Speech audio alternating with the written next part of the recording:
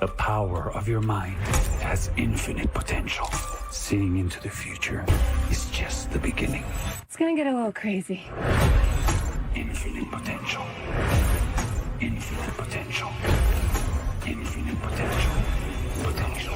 Potential. Let's try living it. Get down! Madam Webb. Infinite potential. Rated PG-13 in theaters February 14th. Holy shit. Oh my god.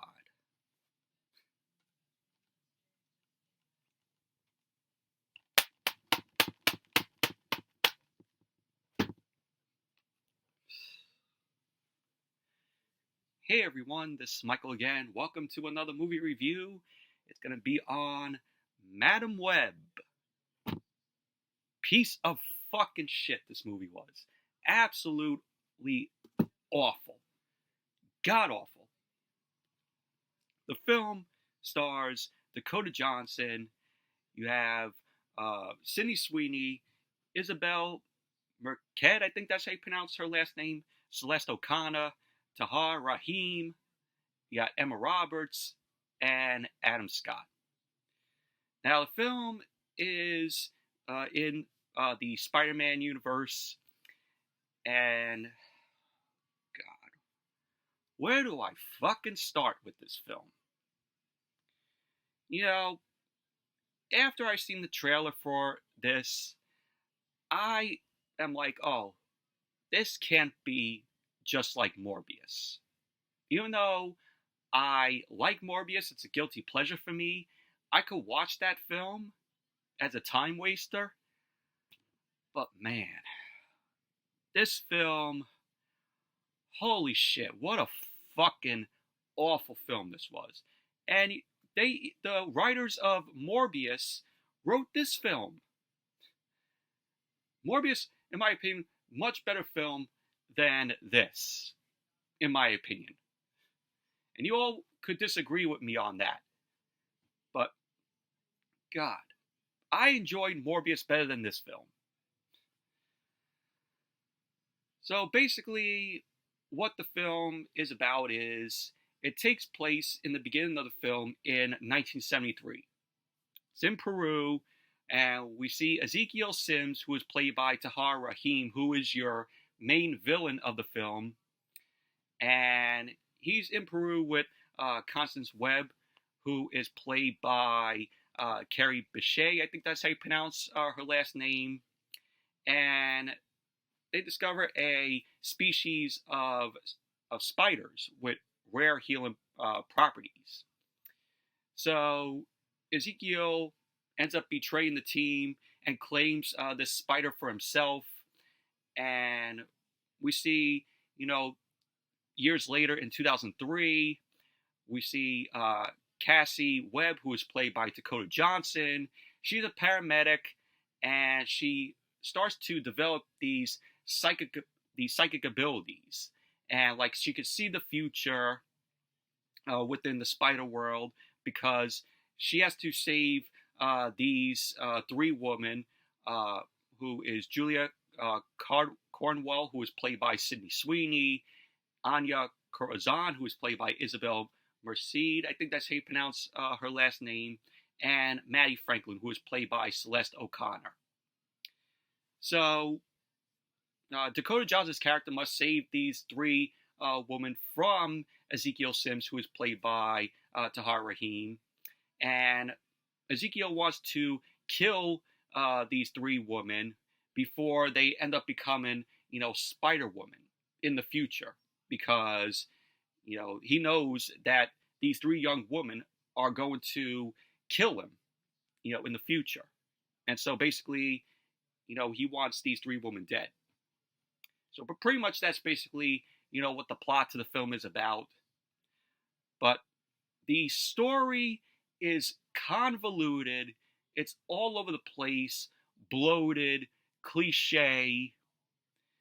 The character development is just absolutely putrid, awful. Dakota Johnson is just wooden as Cassie Webb. So I've never seen any of Dakota Johnson's films before. Don't want to see those 50 Shades films, which I heard are absolutely fucking terrible. Awful. Sydney Sweeney as Julia Cornwall. I like Sydney Sweeney. She's a decent actress. Very cute looking. But she plays a awkward teenage girl in the film here. Has like lightish brown hair, wears glasses. She's like, the geekiest kind of person in the film here. And she lives with a father and also her stepmother, which is explained in the film that her mother departed. So you also have Isabela Merced as Anya Corazon, who is a teenager that's forced to live alone because her father ended up being deported. So she's one of the girls that lives in Dakota Johnson's apartment, as you can see in one scene. You got Maddie Franklin, who was played by Celeste O'Connor. Her character is, this teenage girl. Her family is very wealthy, but, she doesn't live with her parents. So, but those are the three women that have to try to escape from Ezekiel Sims. Tahar Rahim as Ezekiel Sims, I thought he was okay, but, his line deliveries, could have been better. The only good thing about this film is Sims's suit right here. I like the suit right there. Very nice, badass looking suit. That's the only good thing about this film. This, in my opinion, is the worst film of the year for me. Absolute worst film. But you also have Emma Roberts in the film, who is Adam Scott's character's sister-in-law, who is pregnant. And then Adam Scott plays Ben Parker, who is Dakota Johnson's character's paramedic partner, and also, her friend. But man, this film is just absolutely fucking terrible. The story is awful and cliche. The pacing, oh my god. The pacing is fucking awful. The film is an hour and 56 minutes. It felt like I was watching the film for 2 hours and 25 minutes, around there. That's how bad the pacing was of this film. It dragged. It dragged a whole lot. And the CGI was atrocious as well. The CGI in this film made the CGI in The Flash. You all know how bad and awful the CGI was in The Flash. It made the CGI in The Flash look absolutely better. Yeah, I gotta say that. Just, this film, just avoid it like the plague. Like I said, in the beginning, I thought Morbius was a better film when the film was written by the same guys who wrote Morbius. I thought it was a better film than this. But Madam Web, just an absolutely awful, terrible, cliche, wooden, just disaster of a film.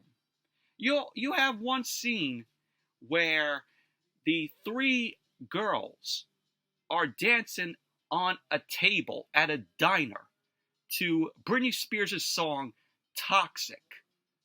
And I'm like, am I watching a Marvel origin story, or am I watching a dance-off? And this film did not even feel like a theatrical film. It felt like a made-for-TV film with Marvel just disguised, just a title on the film. God. Man. Madam Web, just an absolutely fucking terrible movie. Yeah, it says a visually stunning thrill ride. More like an awful, stunning, fest of a ride. God. And then the ending is very anticlimactic, where you have Dakota Johnson and Tahar Rahim. They're fighting. They're on top of the Pepsi Cola sign, which is, of course, the monument in Queens and Long Island City. And they're fighting. The way how Tahar Rahim gets killed is, he goes backwards and dies. And the Pepsi Cola sign is just being destroyed. Yeah, this is a big product placement for Pepsi. That's all it was. Be sure to drink Pepsi. Yeah, but Madam Webb, fuck this movie. Absolutely awful. Just avoid it. The only reason why I bought it is because I wanted to see how bad it was and people, making fun of the film. I just wanted to see how, absolutely terrible it was. Even Sydney Sweeney joked on it when she hosted Saturday Night Live, a few weeks back. But yeah, that's Madam Webb. But anyways, that's it for this review of Madam Webb. Thank you all for watching. I know I didn't do a SmackDown review last night because I was on my buddy Luke Ponto's channel. We did a watch-along of the 1979 classic Alien. So head over to his channel and check out our watch-along of it. Very awesome, great watch-along it was. Probably the best watch-along I've been a part of so far. So check it out on his channel and give him a subscribe. But anyways, that's it for this review. Thank you all for watching. Be sure to give the video a thumbs up, comment, subscribe, and I will see you all on Monday for Monday Night Raw. So, see you then. Bye. And also, once again, fuck this movie!